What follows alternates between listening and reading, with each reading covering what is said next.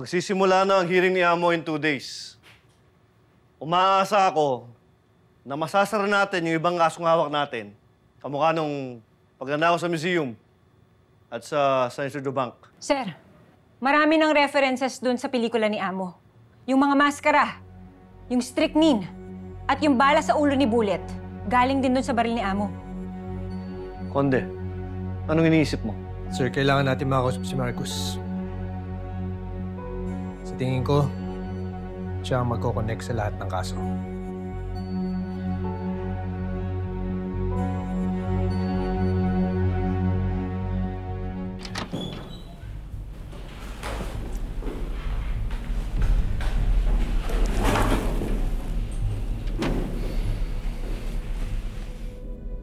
Dediretsuhin kita, Marcos. Sa dami ng ebidensya at witness namin laban sa'yo, reklusyon perpetua o panghabang buhay na pagkakakulong, yun ang naghihintay sa'yo. Pero, kung makikipag-cooperate ka sa amin, pwedeng bumaba ang sentensya mo. 12 to 20 years. Tama ba, Lieutenant Conde? Tama. Kailangan mo lang sabihin sa amin kung sino yung mastermind ninyo sa pagdukot kay Selena. Abogado lang ang kakausapin ko. Marcos, sabihin mo na sa amin kung sino nag-tip sa'yo kung nasa ng safe house ni Selena.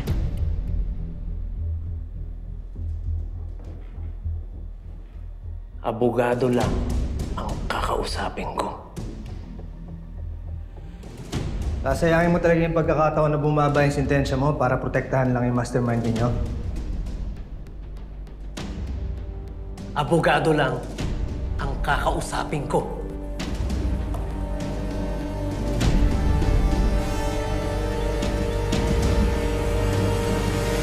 Nakausap niyo ba si Marcos?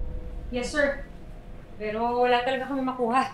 Kung wala tayong makukuhang solid na connection ni Victor sa San Isidro Bank robbery, baka hindi natin masolve to. Sir, sa palagay ko, isa sa atin ang nag-tip kay Marcus para matagpuan niya yung safe house si Selena. Kailangan nating mahuli si Roman. Feeling ko siya ang susi sa lahat ng to. Hindi natin alam kung nasan si Roman. Baka lumayo na yun eh. Enriquez, pwede mo bang pakikuha yung mga files na sa mesa ko? Sige, sir.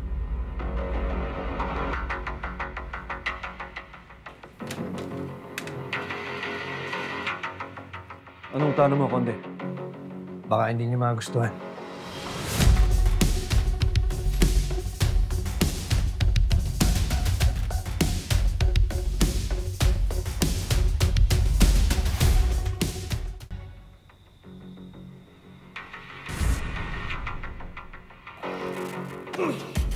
Gumising ka! Pupuntahan tayo. Ay! Ay! Saan mo ako dadalhin? Ha? Relax ka lang. Mamamasyal lang tayo.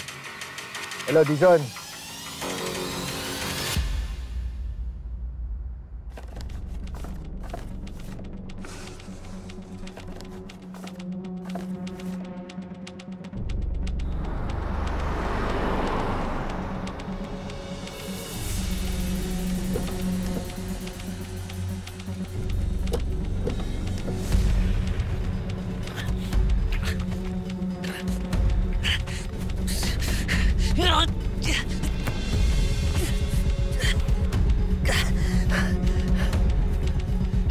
Anong gagawin niyo sa akin? Naubusan na ako ng option sa'yo, Marcus. Mukhang hindi ka rin maaamin eh. Kaya tutuluyan ko na to. Hindi tama yung plano mo, Konde. Huwag kang makialam. Doon ko na muna, Dizon. Magbantay ka doon. Kung ano man ang mangyari dito, labas ako dyan, ha? Magbantay ka doon!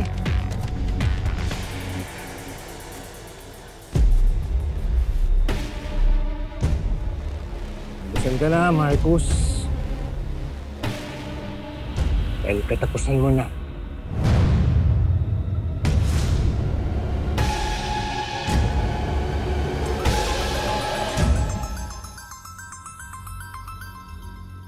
Swerte ka pa rin.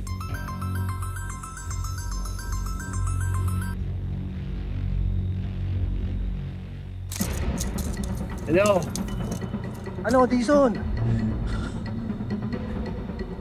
Maririnig mo kung tapos na. Magbantay ka dyan. Nasaan na nga ba tayo? Ayun. Magpapaalam ka na.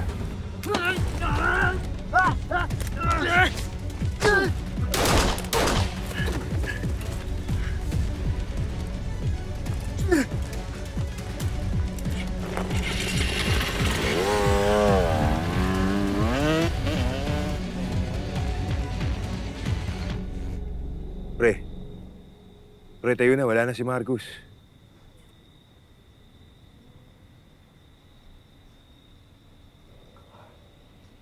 Ano? Convincing ba? Oo. Ang galing mo umarte. Sakit ko pala. Buti na lang, di na halatang naka-bulletproof vest ka. Kaya ba pinalabas ko si Enriquez? Eh, kilala naman natin si Enriquez, sir. Sigurado ako, hindi niya masasakin yung plano. Kaya kami na lang dito ng tatrabaho. Sir, ilalabas ko si Marcus. Kunyari, papatayin ko siya. Pero patatakasin ko lang.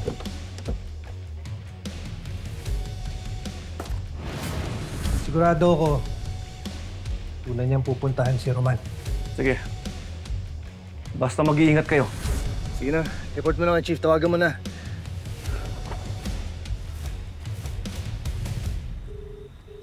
Hello, Dizon. Anong balita? Sir, wala na si Marcus. Kinagat yung plano. Itatrack pa namin yung motor. Huwag muna kayong kikilos, ha? Hintayin niyo yung backup. Copy, sir. Hindi pa siya nakakalayo. Tara.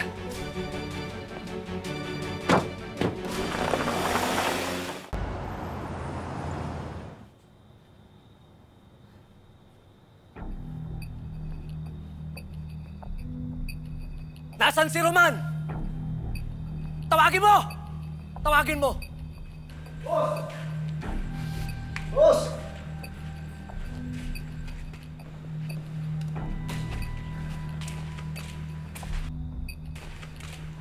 Marcos, ano ginagawa mo dito?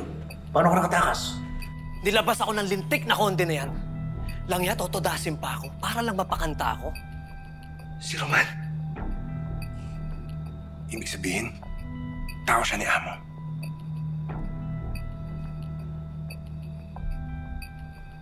Mula Dubai, Italy at Switzerland.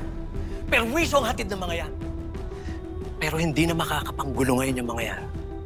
Dahil tinumba ko na si Conde. Huwag tayo dito mag-usap.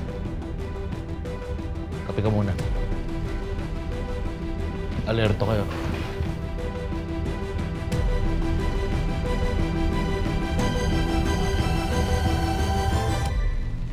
Oh, magkape ka muna. Nakausap ko na si boss. Ano? Matutulungan niyo ba ako? Yun nga ang... Kailangan ko talagang umalis ng bansa. Yun nga ang problema, Marcos. Kung si Selena lang ang tetestigo, bakit hindi mo convict si Victor? Ano? Ano ibig mo sabihin? Hindi ako pwedeng bumalik sa loob, Roman! Sira pa ang ulo mo! Tingnan mo to! Nakita mo to? Nag-iipon pa kami ng mas mabigat pang ebidensya laban kay Victor. Pero kung isa lang ang tetestigo sa kanya at wala nang iba, baka yung nagamitin ng depensa makalusot siya, kaya hindi ka dapat tumakas. Baliw ka kung sa tingin mong papayag ako sa plano nyo. Marcos, wag na natin palakihin to, pwede ba? Gawin mo yung parte mo, magtiwala ka sa plano ni boss. Ako mismo maglalabas sa'yo. Sandali lang. Hindi niyo akong dadayain, ha? Oo, tama na lang.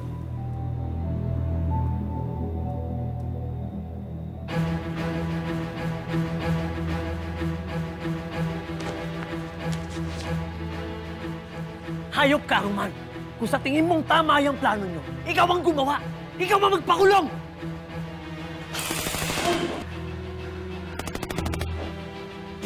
Sundan ka! O ito lang itanong sa kukote mo. Mas maganda na may utang na loob sa'yo si boss. kaysa baliktad. Kaya mag-isip-isip ka.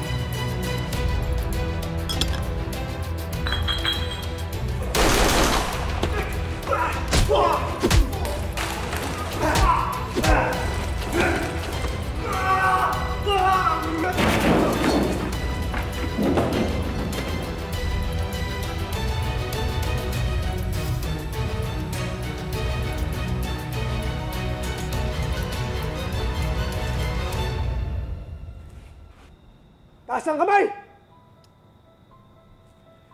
Sinabi ng taas ang kamay eh! Mukhang naisahan niyo ako ngayon, sir, ah. Astig ka talaga. Taas mo ang mga kamay mo.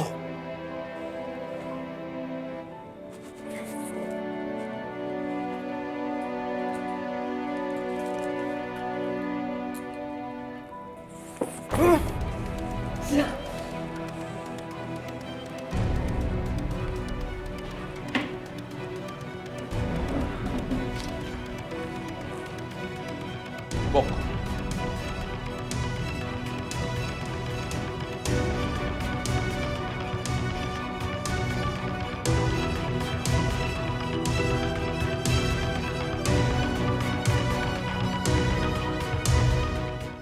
Sir, ayan po yung mga nakuha naming ebidensya doon sa hideout ni Marcos. Mukhang gagamitin yung pera para sa pangangampanya ni Amo. Ito na yung matibay na ebidensya na hawak natin. Hindi niyo man nahuli si Roman. Mission accomplished pa rin. At sa tulong ng testimonya ni Marcos, sigurado akong mananagot na sa batas si Victor Santiago. Good job, Dizon. Yes, sir. Good job, Conde.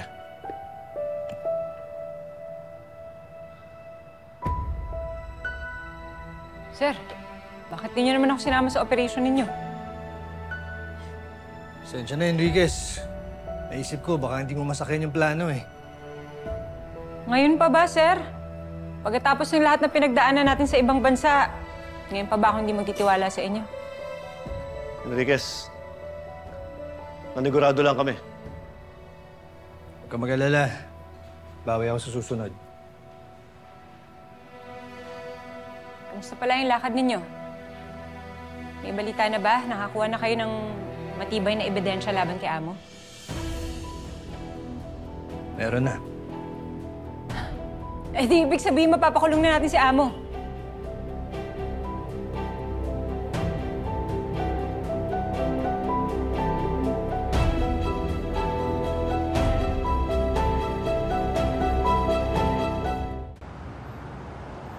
Sa kauna-unahang pagkakataon sa kasaysayan ng Calabari, mag-ama ang nanalong mayor at vice mayor, sina re-elected Mayor Joaquin Guerrero at dating Councilor Glenn Guerrero.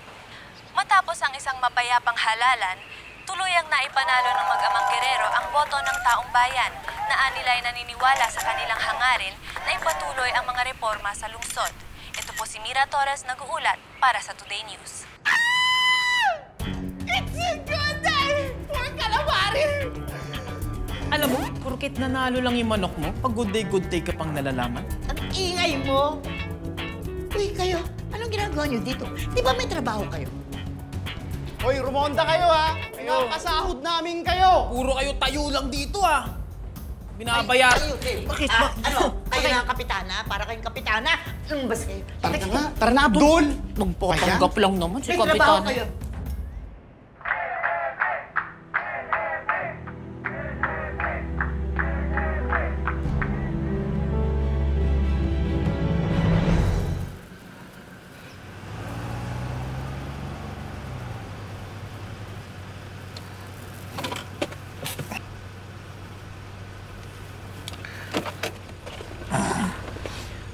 Vice Mayor Glenn Guerrero.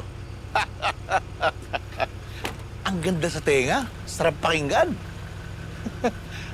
Boss, kahit na alam ko na unang hakbang pa lang to ng mga plano mo.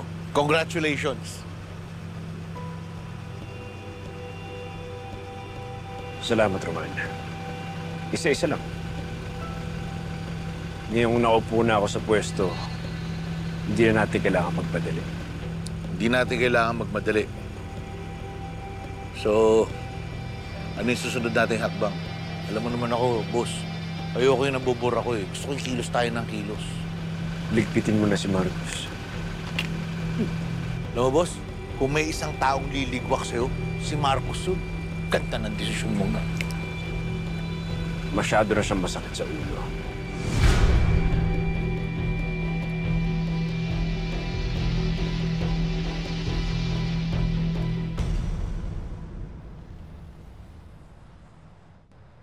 Sir, ano bang kaso ko, Sige na.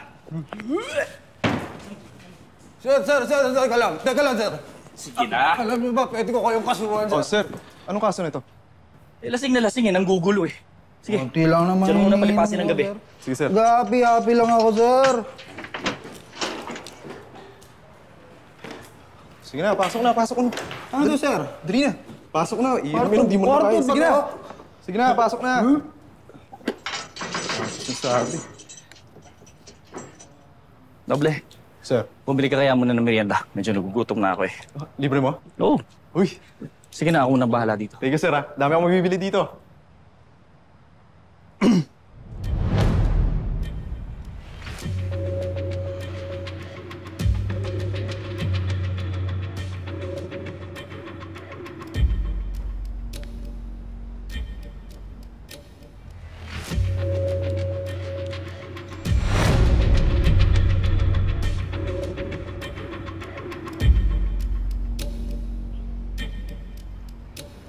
Boss, taasan mo yung sahod ko, ah. Bahala sa'yo. Sige na, tatapusin mo yan.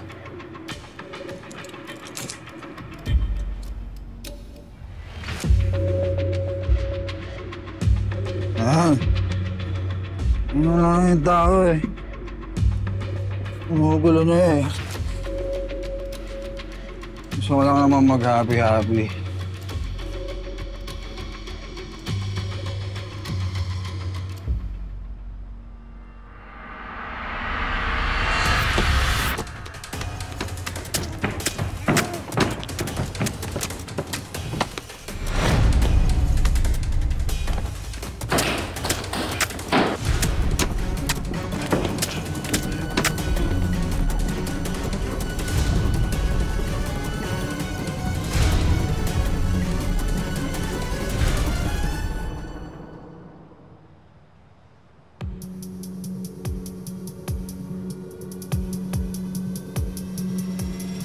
Boss!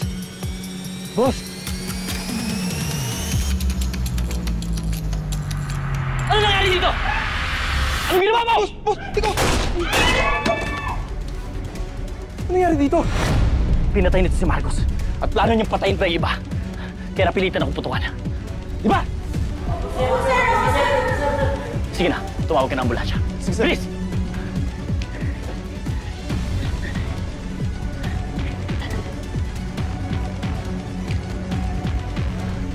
Subukan niya magsumbong.